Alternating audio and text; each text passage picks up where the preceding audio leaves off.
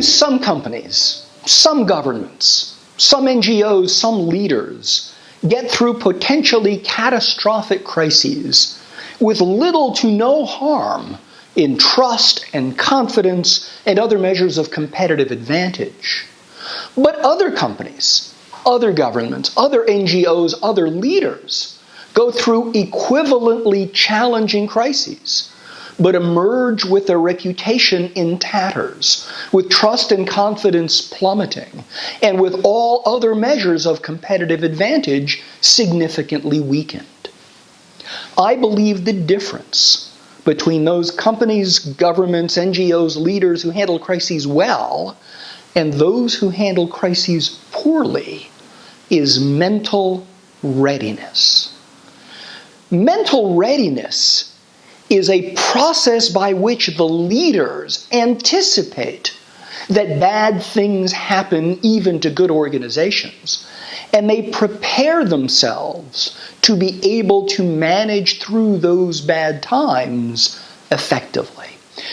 At the Logos Institute for Crisis Management and Executive Leadership, one of the things we do is carefully study the patterns in crises and related situations. And there's a pattern that emerges again and again and again, and it's this. The predictor of loss of trust and confidence and reputation and other measures of competitive advantage is not the severity of the underlying event. Rather, the predictor of loss of confidence, of trust and confidence plummeting, of reputation falling, is whether the organization and its leaders responded in a timely and effective way.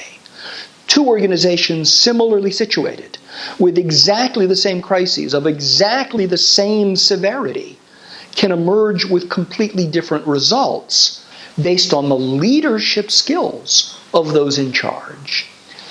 The timeliness and effectiveness of an organization's response is determined by the mental readiness that the leaders exhibit. And mental readiness can be understood in three different ways. The first is what we call emotional discipline, the ability to shut off panic when things are going wrong. The second we call deep knowledge, which is an understanding of the patterns in crises and of actual crises to be able to harvest the lessons of what works, what always works, what works situationally, and what never works, so that we can make smart choices and avoid the choices of things that don't work or that won't work. The third element of mental readiness is what we call intellectual rigor. There is a rigor to all forms of business management. There's an equivalent rigor in crisis management, and that is to think clearly and to think in a particular order. When leaders exhibit emotional discipline, when leaders exhibit deep knowledge, and when leaders exhibit intellectual rigor, the result is they make smart choices that result in far better outcomes.